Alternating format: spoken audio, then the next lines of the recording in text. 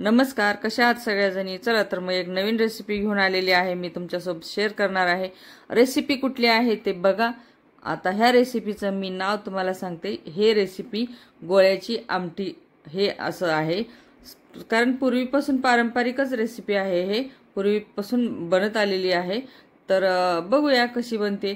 तर एक वाटी बेसन घेतलेलं आहे, अर्धा चमचा मीठ घेतलेलं आहे, अर्धा चमचा लाल तिखट घेतलेला आहे, थोडीशी हळदी पावडर घेतलेली आहे आणि थोडीशी ओवा घेतलेली आहे। तर हे मिक्स करायचं आहे, बेसनमध्ये टाकायचं आहे। सगळं मिक्स करून थोडंसं पाणी घेऊन पाण्याने थोडं थोडं घालून आपल्याला हे बेसन मळून घ्यायचं आहे, कारण जास्त पातळ नाही करायचं, थोडंसं घटसर हे करायचं आहे।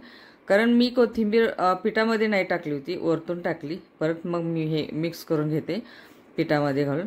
तर झालेला आहे। गॅस चालू करायचा आहे, गॅसवरती आपल्याला कढई ठेवून कढईमध्ये पाणी ओतून घ्यायचं आहे, कारण हे बेसनचे जे गोळे आहेत ना, आपल्याला ते बेसनचे गोळे ह्या पाण्याला उकळी आली ना, तर ते ओतून आपल्याला गोळे उकडून घ्यायचे आहेत। तर इकडे चपाती पण मी बघते, चपाती पण बनवते आणि गोळ्याची आमटी पण करायची, कारण जेवायला घाई करत आहेत ना, त्यामुळे मग मला सगळं करायचं आहे। तर चला तर मग बनवायचं आहे। तर आता आपल्याला हे गोळे अशा पद्धतीने बनवलेले आहेत, कारण सांडगे तोडतो ना आपण, त्या सांडग्याच्या पद्धतीने हे गोळे तोडून घ्यायचे आहेत। तर झालेलं आहे आपलं, थोडेसे गोळे तोडले, इकडे चपाती पण भाजते मी आणि नंतर पण मी गोळे करणार आहे। तर बघू शकता तुम्ही, बघत राहा, स्किप नका करू। आता हे झालेलेच आहेत गोळे, मी एका ताटामध्ये मी पूर्ण गोळे करून ठेवलेले आहेत। आता हे सगळे टाकलेले आहेत पाण्यामध्ये, झालेले उकडून पण झालेले आहेत। थोडंसं पीठ मी उरवलेलं आहे, तिंबलेलं जे मळलेलं पीठ असतं ना बेसनचं, तर ते पीठ एका बाउलमध्ये ठेवून त्याच्यामध्ये थोडंसं पाणी घालायचं आहे, ते पीठ कालवून त्याचा गाळ करायचा आणि ते ह्या बेसनच्या ह्या गोळ्यामध्ये ओतून द्यायचं, कारण त्याला दाटसरपणा येईल, नाहीतर मग ते खूप पातळ आमटी होईल ना, मग ते नाही चव लागणार। तर हे काय, हे अशा पद्धतीनं हे पीठ मध्ये ओतायचं, दाटसरपणा येतो त्याला, मस्त आमटी होणार आहे आपली, झणझणीत आमटी होणार आहे।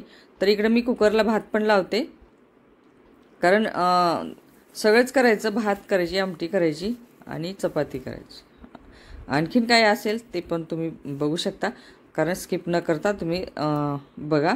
तर हे झालेलं आहे आपलं, उकडून झालेलं आहे। आता कढई ठेवायची आहे गॅसवरती, फोडणीची तयारी करायची आहे। कढईमध्ये तेल ओतून घेतलेलं आहे, जिरी मोहरी टाकलेली आहे, कांदा टाकायचा आहे, कढीपत्ता टाकायचा आहे, आलं लसूण खोबरं हे वाटलेलं आहे ना वाटण, तर ते पण टाकून घ्यायचं आहे आणि मस्त आपल्याला हे परतून घ्यायचं आहे।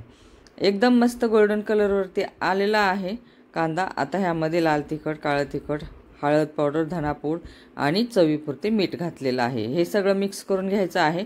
आता हे उकडलेले गोळे आहेत ना, तर ते ह्या फोडणीमध्ये आपल्याला ओतून घ्यायचं आहे। बघू शकता, मस्त झालेली आहे आमटी आपली, झणझणीत आमटी होत आहे। तर साधी सोपी रेसिपी आहे, काही नाही, पारंपरिक रेसिपी आहे। ह्या अशा पद्धतीने तुम्ही बनवा। भाजीला जर काही नसेल ना, तर कोड्यात पडू नका, ह्या अशा पद्धतीची हे गोळ्याची आमटी करा, मस्त आपल्याला एकदम सोपा उपाय आहे। आता इथं मी घरकुल मसाला पुड्याची एक पुडी होती माझ्याकडं, ते मी वापरलेलं आहे आणि मी खरं तर मी घरकुल मसाला बऱ्याच रेसिपीमध्ये मी वापरलेला आहे, कारण मला खूप आवडतो। तर झालेली आहे आपली रेसिपी, वरतून आपल्याला कोथिंबीर पेरायची आहे, मस्त झालेली आहे भाजी आमटी। आता काय करायचं आहे ते बघा पुढं। आता आपल्याला कोशिंबीर म्हणायला गेलं तर कोशिंबीर पण मी सलाड करणार आहे, तर त्याकरता आपल्याला ककडी, गाजर, टोमॅटो, कांदा हे एका बाउलमध्ये मी मिक्स करणार आहे। वरतून थोडंसं मीठ टाकणार आहे, कारण चाट मसाला पण टाकू शकता तुम्ही, मी नाही टाकला, तर टाकायचं असेल तर तुम्ही टाकू शकता। तर हे सगळं मिक्स केलेलं आहे, झालेलं आहे आपलं। तर वरतून कोथिंबीर टाकायची आहे। हे झालेलं आहे आपलं सलाड। तर चला, एक ताट घ्यायचं आहे, ताटामध्ये आपल्याला भात घालायचा आहे, वाटीमध्ये आमटी घ्यायची आहे गोळ्याची, सलाड घ्यायचं आहे वाटीमध्ये, चपाती। कशी झालेली आहे माझी रेसिपी तुम्ही कमेंटमध्ये सांगा, शेअर करा, सबस्क्राईब करायला विसरू नका।